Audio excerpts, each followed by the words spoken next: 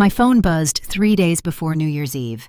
The text from my sister Maya read, "Don't come unless you're useful." I stared at those 8 words until my vision blurred. 25 years of being the family disappointment, and this was how she chose to uninvite me from our childhood home. I didn't reply. I didn't pack my bags. Instead, I opened my laptop and began researching something that would change everything. What I discovered about Maya's perfect life would destroy our entire family forever. Before we dive into this shocking family betrayal, I'd love to know where you're watching from. Hit that like button if you've ever felt like the black sheep of your family, and subscribe because what Maya did next will leave you speechless. Trust me, this New Year's revelation gets wild. My name is Scarlett Morrison, and I had always been the family screw-up. While Maya graduated summa cum laude from Stanford and married her college sweetheart David, I dropped out of community college twice and worked dead-end jobs. Our parents never missed an opportunity to compare us. Maya was the golden child who could do no wrong, while I was the cautionary tale they whispered about to relatives. That text message hit differently because it came right after I had finally gotten my life together. After years of therapy and hard work, I had landed a position as a financial analyst at a mid-sized firm in Chicago. I was proud of myself for the first time in years, and I thought maybe Maya would be proud too. Instead, she reminded me exactly where I stood in the family hierarchy. I spent that evening scrolling through Maya's Instagram, torturing myself with images of her perfect suburban life in Connecticut. She and David owned a stunning colonial house with a perfectly manicured lawn. She drove a brand new BMW and wore designer clothes. Her feed was filled with exotic vacations, expensive dinners, and charity galas. The comments were always the same. Goals, living your best life. So blessed. Something nagged at me, though.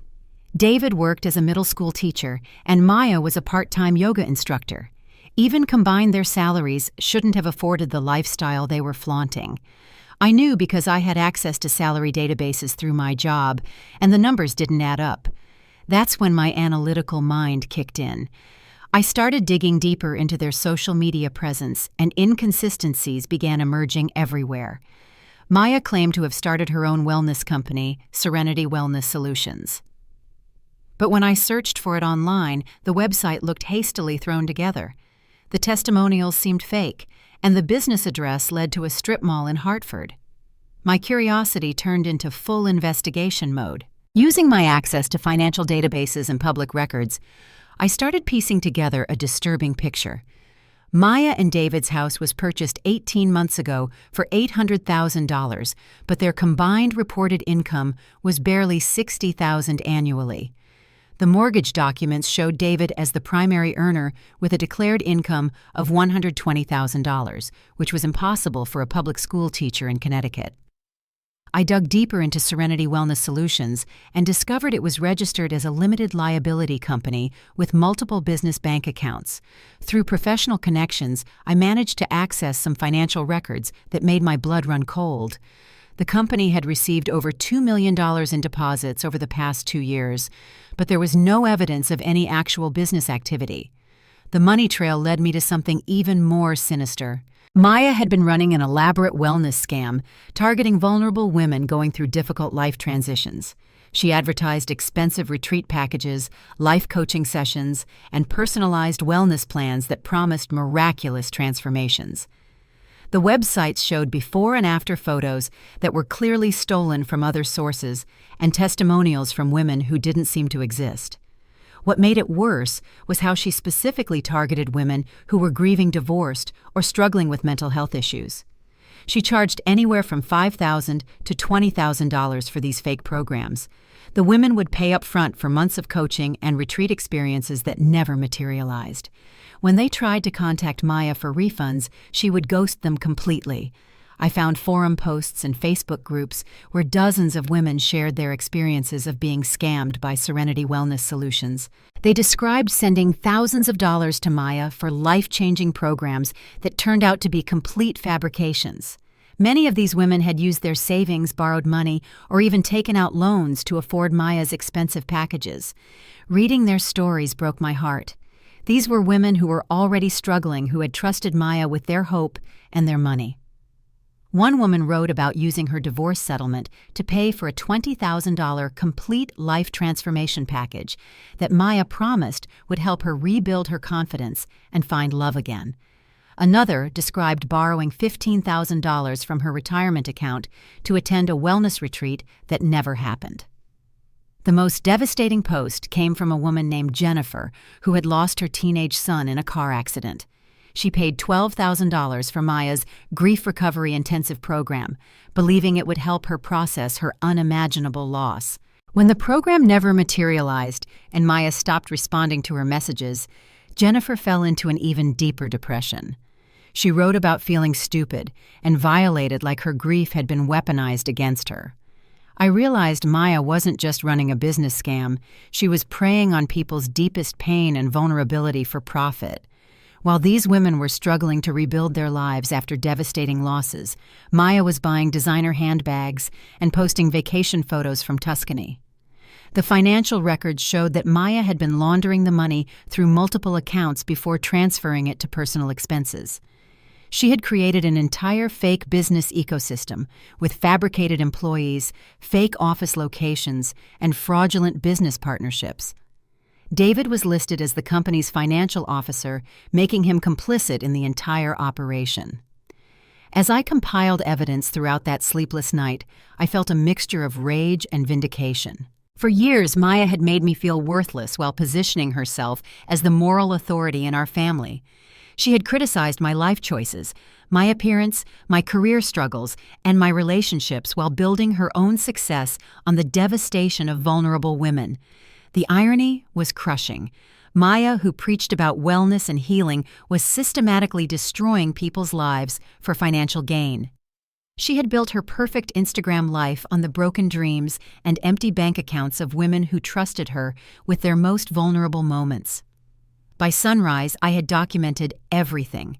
Bank records, fake testimonials, victim statements from forums, property records, and a complete timeline of the scam operation.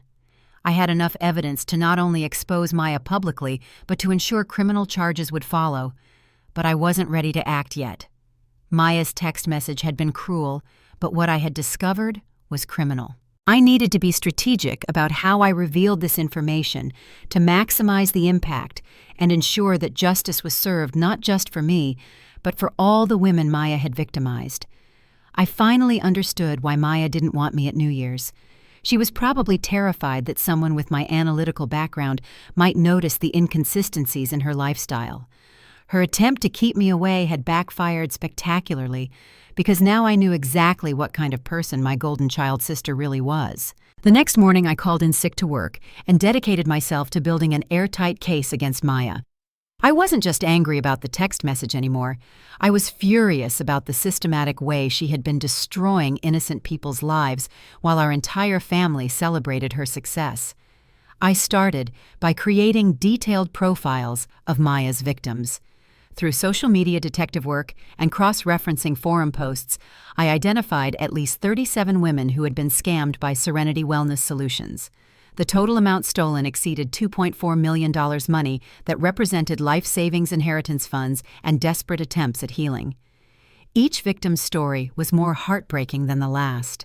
Sarah from Ohio had paid $18,000 for a divorce recovery transformation program after her husband left her for a younger colleague. She was supposed to receive 6 months of personal coaching, a wellness retreat in Costa Rica, and a complete life makeover. Instead, Maya took her money and disappeared, leaving Sarah financially devastated on top of her emotional trauma. Margaret from Texas had lost her mother to cancer and paid $15,000 for Maya's grief healing intensive. The program promised specialized therapy sessions, memorial healing ceremonies, and a support network of other grieving women. Margaret never received anything except automated emails with generic wellness quotes. When she tried to get her money back, Maya claimed the services had been provided digitally and refused to issue a refund. The cruelest case involved Linda from Florida, whose adult daughter had died by suicide. Linda spent $22,000 on Maya's ultimate healing transformation, believing it would help her process her guilt and find peace. Maya had specifically marketed to bereaved parents, promising that her programs could help them reconnect with their deceased children spiritually. Linda mortgaged her house to afford the program, only to discover it was completely fake. As I documented each case, I realized Maya had developed increasingly sophisticated methods of targeting vulnerable women. She used Facebook advertising to identify women posting about divorce, death, job loss, or other major life transitions.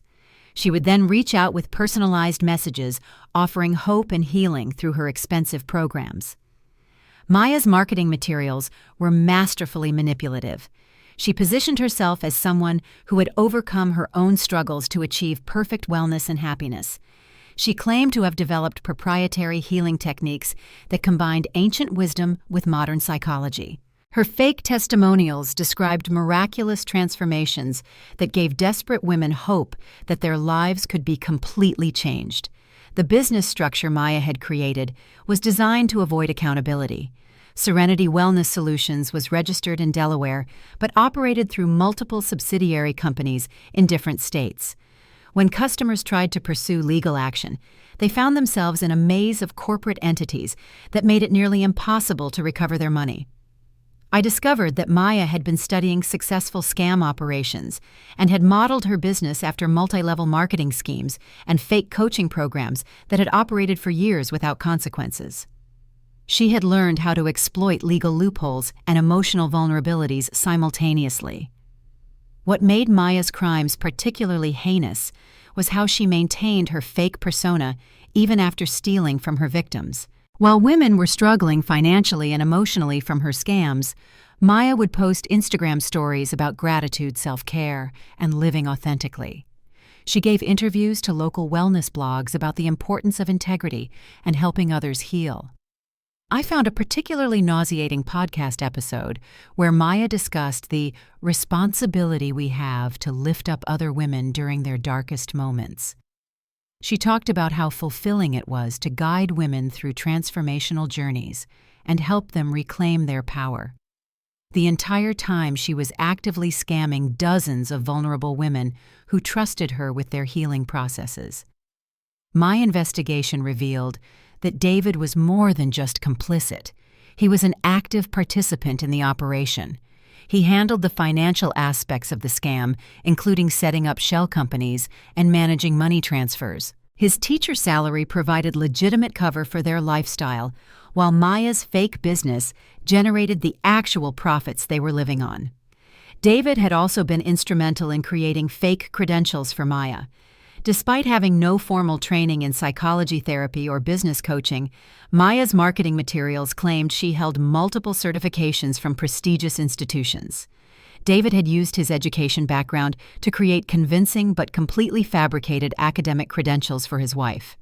I began reaching out to Maya's victims through private messages on social media and forum platforms.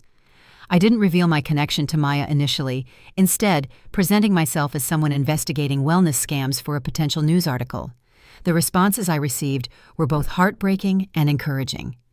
Many of the women were eager to share their experiences and expressed gratitude that someone was finally taking their complaints seriously. They had tried reporting Maya to various authorities, but felt like their concerns were dismissed because the scams involved emotional services rather than tangible products. Jennifer, the woman who had lost her son, agreed to a phone conversation that left me in tears. She described how Maya had convinced her that her grief was blocking her from connecting with her deceased son's spirit. Maya promised that her program would help Jennifer receive messages and signs from her son, giving her peace about his death. Jennifer had been so desperate for any connection to her lost child that she willingly paid Maya's exorbitant fees. When no messages or signs materialized, Maya told Jennifer that her grief was too intense and recommended additional, more expensive services to clear her energetic blocks. Jennifer spent every penny of her son's college fund on Maya's fake programs. "I would have given her everything if I thought it would let me talk to my boy one more time," Jennifer told me through tears. "She knew exactly what to say to keep me paying. Every time I questioned whether it was working, she made me feel like I was the problem." The more I spoke with victims, the clearer it became that Maya had developed a sophisticated understanding of trauma psychology, specifically to exploit it. She knew exactly how to keep grieving, divorced and struggling women invested in her fake programs by alternating hope with subtle blame. I also discovered that Maya had been operating smaller versions of this scam for at least 5 years before scaling up to Serenity Wellness Solutions. She had started by scamming women in her yoga classes, then expanded to online coaching before developing her current elaborate business model. By the end of the week, I had compiled enough evidence to destroy Maya's life completely. I had bank records, victim testimonials, documented communications, and proof of fraudulent business practices. I could have taken everything to the police immediately and watched Maya's perfect world crumble. But I wanted more than just criminal justice. I wanted Maya to experience the same devastation and humiliation she had inflicted on her victims. I wanted our entire family to understand exactly who they had been celebrating and defending all these years. I began developing a plan that would expose Maya, publicly compensate her victims, and ensure that everyone who had ever made me feel inferior would understand the truth about the golden child they had worshipped. I knew that simply reporting Maya to the authorities wouldn't be enough. Criminal cases could take years to resolve, and in the meantime she would continue scamming vulnerable women while enjoying her perfect reputation with our family. I needed a strategy that would expose her publicly, provide immediate relief to her victims, and ensure she faced consequences from every direction simultaneously. My first step was building a coalition of Maya's victims who were willing to go public with their stories. Through careful outreach and relationship building, I connected with 15 women who were ready to speak openly about how Maya had scammed them. Together, we represented over $400,000 in stolen money and countless hours of emotional manipulation. Jennifer, the grieving mother, became my closest ally in this effort. Her pain had transformed into fierce determination to prevent Maya from hurting other bereaved parents. "No one should have to experience what she put me through," Jennifer told me during one of our planning calls. "If sharing my story can save even one person from her lies, then it's worth the embarrassment." Sarah, the divorced woman from Ohio, brought valuable skills to our group. She worked in public relations and understood how to craft compelling narratives for media attention. "Maya thinks she's smart because she targets women who are too ashamed or broken to fight back," Sarah explained. "She never expected us to organize against her." Together, we developed a comprehensive exposure plan that would hit Maya from multiple angles simultaneously.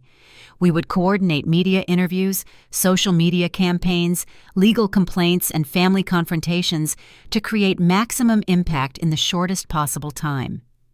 Sarah helped me craft our story for maximum media appeal. We focused on the most heartbreaking cases while highlighting the sophisticated nature of Maya's operation. The narrative we developed emphasized how Maya had specifically targeted women's deepest pain points and most vulnerable moments for financial exploitation.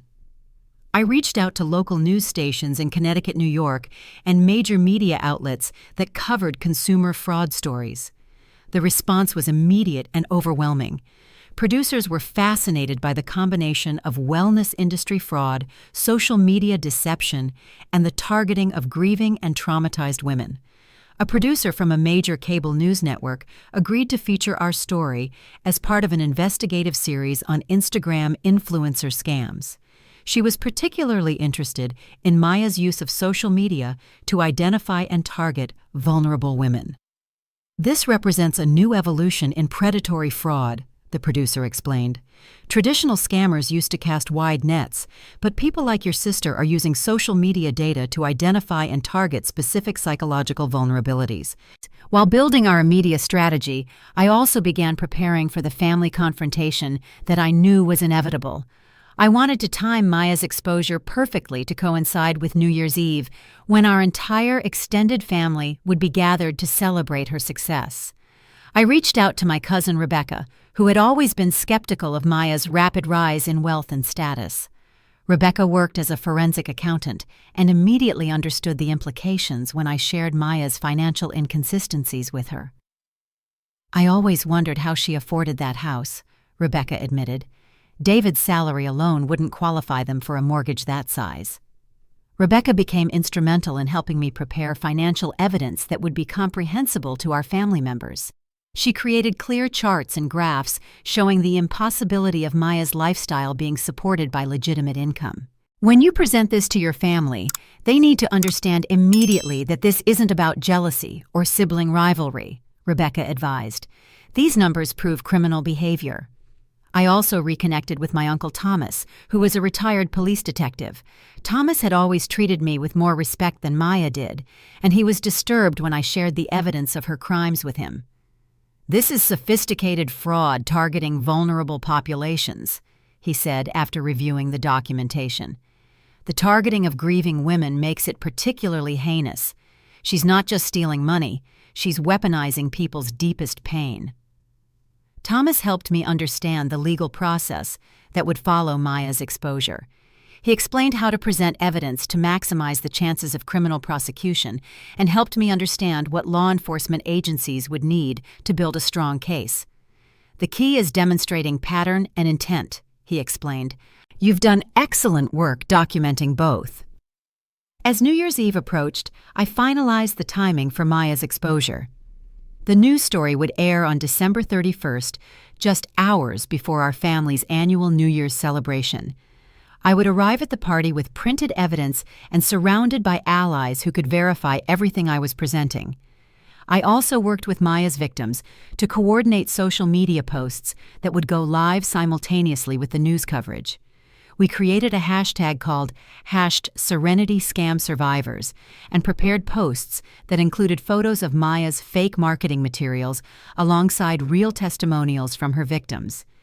Jennifer created a particularly powerful video testimonial describing how Maya had exploited her grief over her son's death.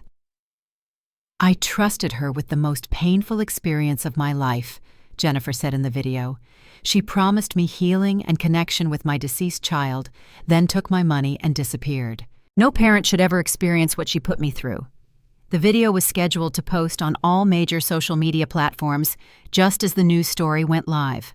We knew that Maya's large Instagram following would see the posts within minutes of publication, immediately destroying her carefully crafted wellness guru image.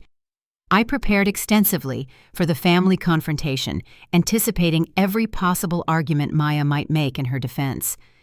I knew she would try to position herself as the victim, and me as the jealous sister making false accusations. I documented everything meticulously to ensure that family members couldn't dismiss my claims as sibling rivalry. The evidence I compiled for the family presentation included bank statements, victim testimonials, fake credential documentation, and a timeline showing how Maya's scam had evolved over 5 years. I also prepared explanations for why I hadn't come forward earlier, emphasizing that I had only discovered the full scope of her crimes after her cruel text message prompted my investigation. Rebecca helped me anticipate the family's emotional responses and prepare appropriate counterarguments. "Maya has spent years building her reputation as the perfect daughter," Rebecca warned. "Your parents are going to resist accepting that their golden child is a criminal. You need to be prepared for denial anger and attempts to shoot the messenger." I practiced presenting the evidence clearly and calmly, knowing that any sign of emotion would be used against me as proof that I was acting out of jealousy rather than genuine concern for Maya's victims. Thomas coached me on how to present criminal evidence, effectively emphasizing the importance of sticking to facts rather than emotions. The most challenging part of preparation was managing my own anger and hurt. Every time I read another victim's story or saw Maya's latest Instagram post about gratitude and authenticity, I felt rage that threatened to overwhelm my careful planning. Jennifer helped me channel those emotions productively by reminding me that our goal was justice for all Maya's victims, not just personal revenge. "Your sister has been counting on your family dismissing you as the troublemaker," Jennifer observed during one of our planning calls. She never expected the troublemaker to become an investigator who could expose her crimes systematically. That's going to be her downfall. As December 31st approached, everything was in place. The news story was ready to air. The social media campaign was prepared to launch, the legal complaints were filed with appropriate authorities, and I had irrefutable evidence to present to my family. Maya had no idea that her text message about me being useful had triggered an investigation that would destroy everything she had built on other women's pain. She was about to learn exactly how useful I could be when it came to seeking justice for her victims. The evening that would change everything was finally here, and I was ready to show my family who the real Maya actually was. December 31st arrived with perfect timing. The investigative news story aired at 6 in the evening, just as Maya was getting ready for our family's annual New Year's celebration. I watched from my hotel room as the exposé unfolded on national television, featuring interviews with her victims and detailed explanations of her fraudulent business operations. The reporter had done exceptional work presenting the story. Maya's Instagram photos were displayed alongside testimonials from women she had scammed, creating a stark contrast between her fake, perfect life and the real devastation she had caused. Jennifer's video testimony was particularly powerful, showing her holding a photo of her deceased son while explaining how Maya had exploited her grief. Within minutes of the story airing, Maya's phone started ringing. I could track the chaos unfolding through social media as the #SerenityScamSurvivors posts began flooding Instagram and Facebook. Maya's own Instagram account became a battlefield as her victims shared their stories in the comments of her wellness posts. The timing could not have been more perfect. Maya had posted earlier that day about entering the new year with gratitude and authentic energy, completely unaware that her criminal enterprise was about to be exposed to millions of viewers.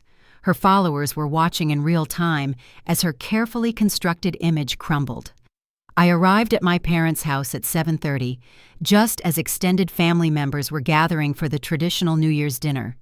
The atmosphere was tense and confused. Several relatives had already seen the news story or the social media posts, but others were still processing what they had learned about Maya's secret life. My parents were in complete denial mode when I walked through the front door. "Scarlett, what have you done?" my mother demanded immediately. "Maya is upstairs crying because of some horrible news story that has her picture all over it. People are saying terrible things about her online." I exposed a criminal operation that has stolen over $2 million from vulnerable women, I replied calmly, setting down the box of evidence I had prepared. Maya has been running an elaborate fraud scheme targeting grieving mothers, divorced women, and anyone else going through major life trauma. My father looked stricken.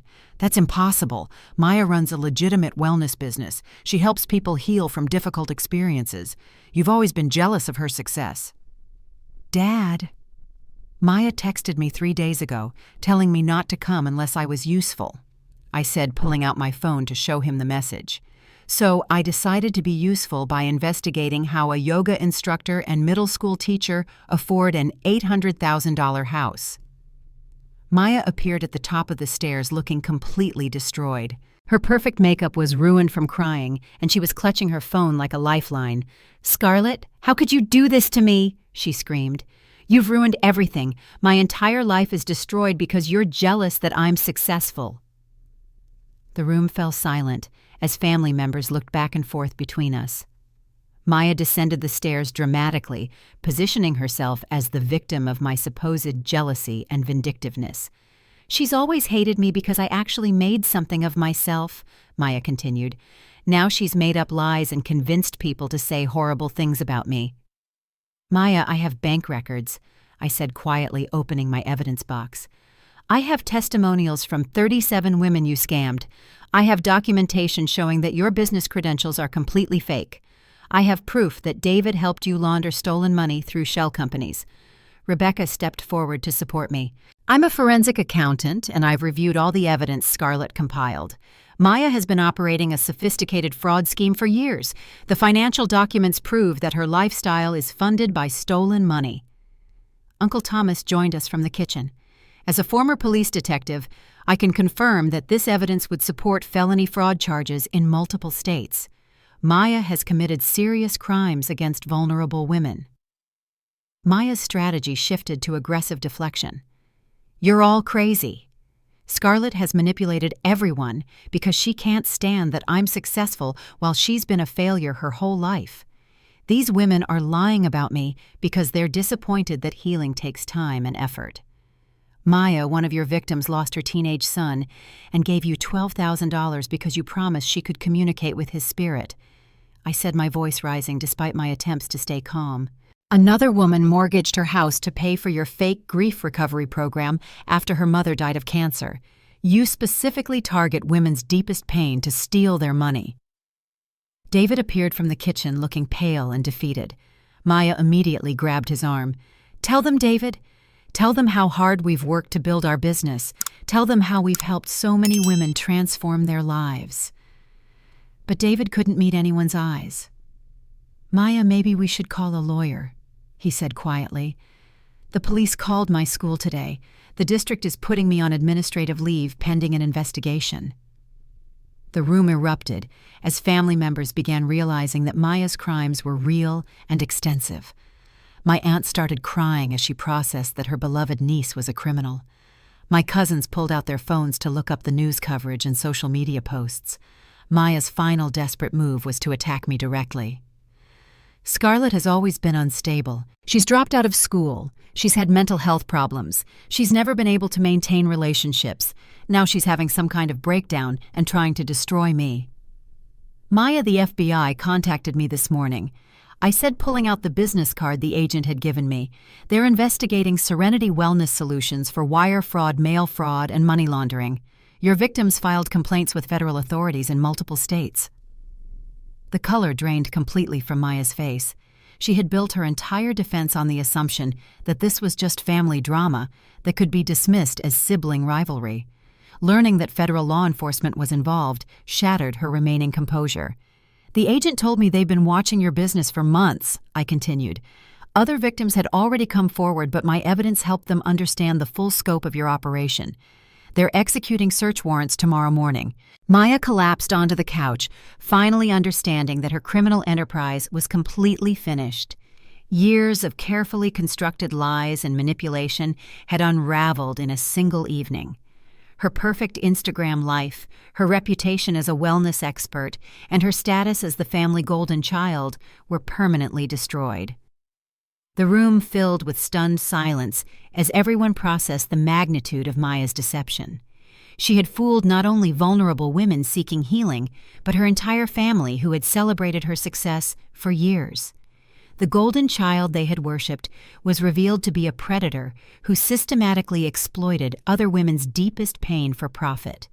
Outside fireworks began exploding as midnight approached, but inside our family home, Maya's world was ending. The new year would bring criminal charges, federal prosecution, and the complete collapse of everything she had built on stolen money and broken trust. The next 72 hours brought a cascade of consequences that dismantled Maya's life piece by piece. Federal agents executed search warrants on New Year's Day, seizing computers, financial records, and business documents from Maya and David's house. Local news crews filmed the entire process, broadcasting images of evidence boxes being carried out of their perfect suburban home. Maya's Instagram account, once filled with inspiring wellness content, became a digital crime scene. The comments sections of her posts transformed into testimonials from dozens of additional victims who came forward after seeing the news coverage. Women shared screenshots of their communications with Maya bank transfer receipts and heartbreaking stories of how her scams had affected their healing processes. The wellness community that had once celebrated Maya quickly distanced themselves from her. Yoga studios removed her from their websites, podcast hosts deleted interviews they had conducted with her, and wellness conferences announced they were investigating how she had obtained speaking opportunities without legitimate credentials. David's teaching career ended immediately. The school district terminated his employment after discovering his involvement in money laundering operations. Local parents organized meetings demanding to understand how a criminal had been trusted with their children's education. His teaching license was suspended pending criminal proceedings. By January 3rd, Maya and David's house was in foreclosure. Banks froze their accounts as federal investigators traced money flows through their various shell companies. The BMW was repossessed from their driveway as neighbors watched through their windows. Everything they had purchased with stolen money was being systematically reclaimed. Maya attempted various desperate damage control strategies that only made her situation worse. She hired a crisis management publicist who advised her to position herself as a victim of misunderstanding rather than acknowledge any wrongdoing. This approach backfired spectacularly when her publicist resigned after learning the full extent of her criminal activities. She tried posting a video apology on Instagram that was so tone-deaf and self-serving that it went viral for all the wrong reasons. In the video, Maya claimed she was being persecuted for trying to help women heal and that her accusers were simply disappointed that transformation required commitment and patience. She never acknowledged stealing money or providing fake services. The video generated massive backlash from both her victims and the general public.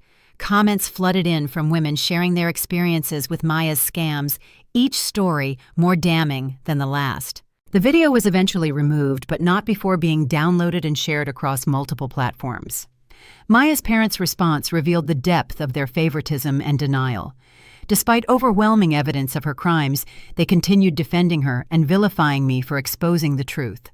My mother called me repeatedly, begging me to retract my statements and claiming I was destroying the family over jealousy. "Maya made mistakes, but she's still your sister," my mother pleaded during one particularly painful phone conversation. "You've turned the whole world against her. Couldn't you have talked to her privately instead of going to the media?" My father's reaction was even more hurtful. He accused me of orchestrating an elaborate revenge scheme because I couldn't accept Maya's success. "You've always been troubled, Scarlett," he said during our final conversation. "Now you've destroyed your sister's life because you couldn't handle being the failure in the family." Their willingness to defend Maya, even after seeing evidence of her crimes against grieving mothers, revealed how deeply their favoritism had shaped our family dynamics. They were more concerned about protecting their golden child's reputation than acknowledging the suffering she had caused to innocent women. Rebecca and Uncle Thomas became my primary sources of family support during this difficult period. Rebecca helped me understand that my parents' reaction was a predictable psychological response to having their worldview shattered. "They've invested so much in Maya being perfect that accepting her crimes feels like admitting they were wrong about everything," she explained. Uncle Thomas provided practical guidance about the legal proceedings and media attention. He helped me prepare for depositions and taught me how to maintain my privacy while cooperating with federal investigators. "You did the right thing exposing her," he assured me. "Those women deserve justice and you gave them a voice." Meanwhile, Maya's victims began organizing to pursue civil litigation and recover their stolen money. Jennifer started a support group for women who had been scammed by fake wellness programs, using her experience with Maya to help others identify similar fraudulent operations. Sarah, the public relations professional, launched a nonprofit organization dedicated to educating consumers about wellness industry scams. She used her experience with Maya's manipulation tactics to develop resources helping people identify red flags in coaching and healing programs. The federal investigation expanded as more victims came forward and additional evidence was uncovered. Prosecutors discovered that Maya had been collaborating with other fake wellness coaches to share victim information and marketing strategies. She was part of a larger network of predators, specifically targeting vulnerable women across multiple states. Maya's criminal defense strategy evolved from complete denial to claiming she was manipulated by David into participating in activities she didn't understand. This approach required her to portray herself as a naive victim rather than the sophisticated criminal mastermind the evidence revealed her to be. The strategy failed because investigators had extensive documentation of Maya's leadership role in developing and expanding the scam operation.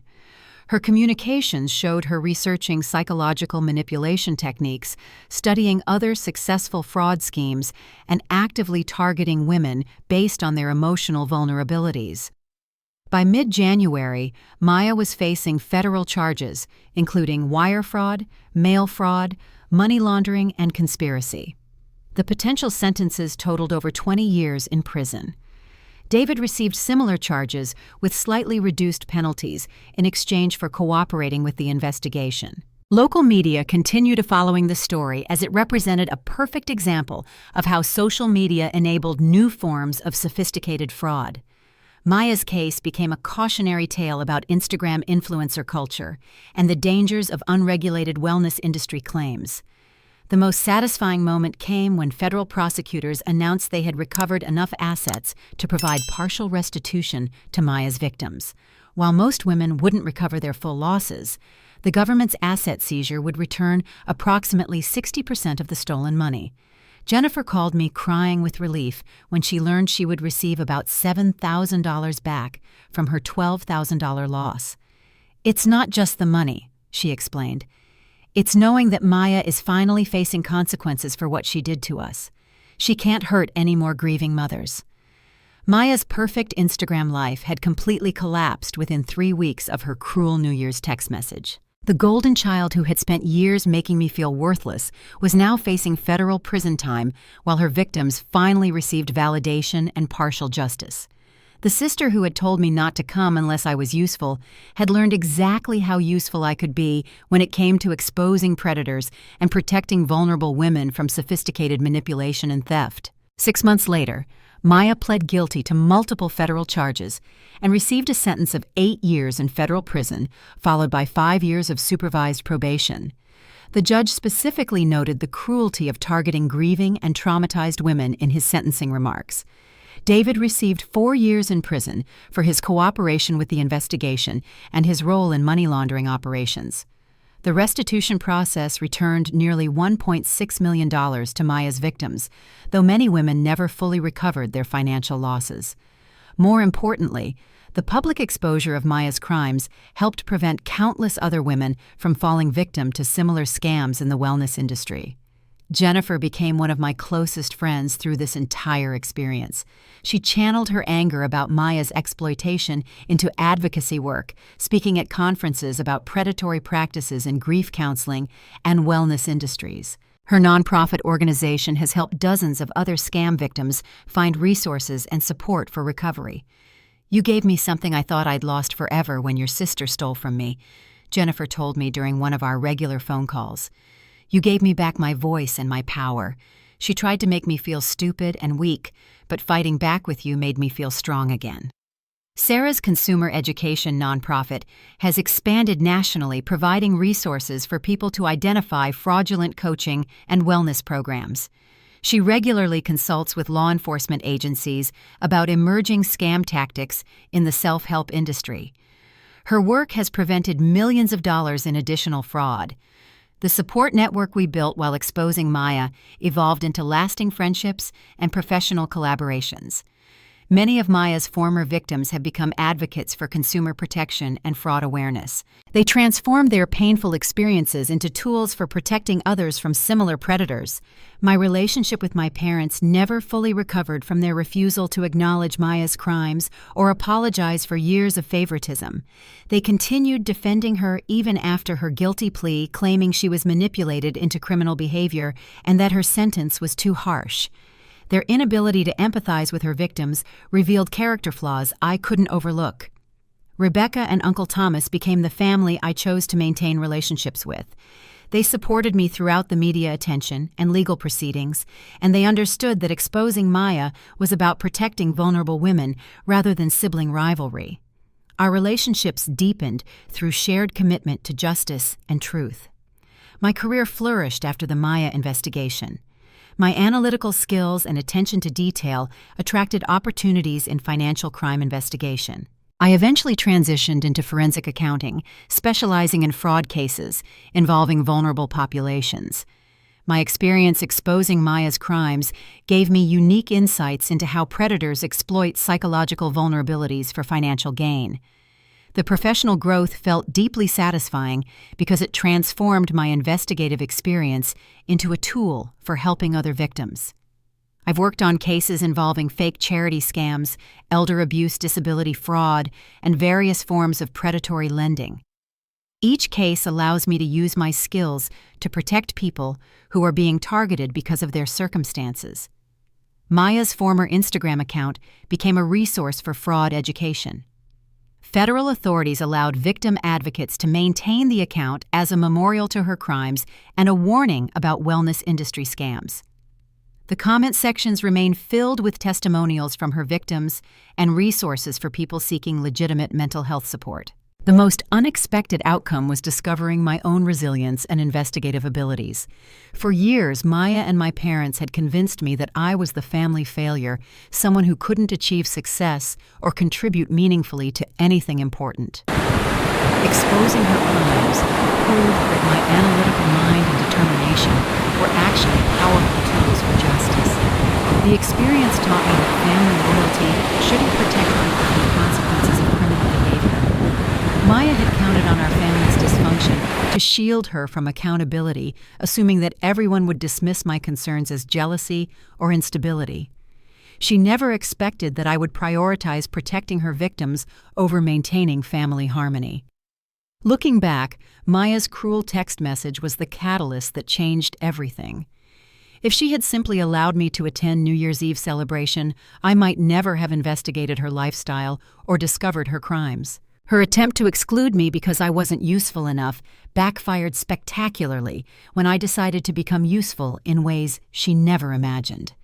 The wellness industry has implemented stronger verification requirements for coaches and retreat leaders, partly because of the publicity surrounding Maya's case.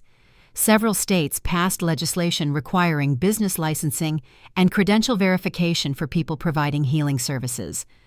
Maya's crimes contributed to broader consumer protection improvements. My current life feels authentically successful in ways that Maya's fake Instagram life never could have been.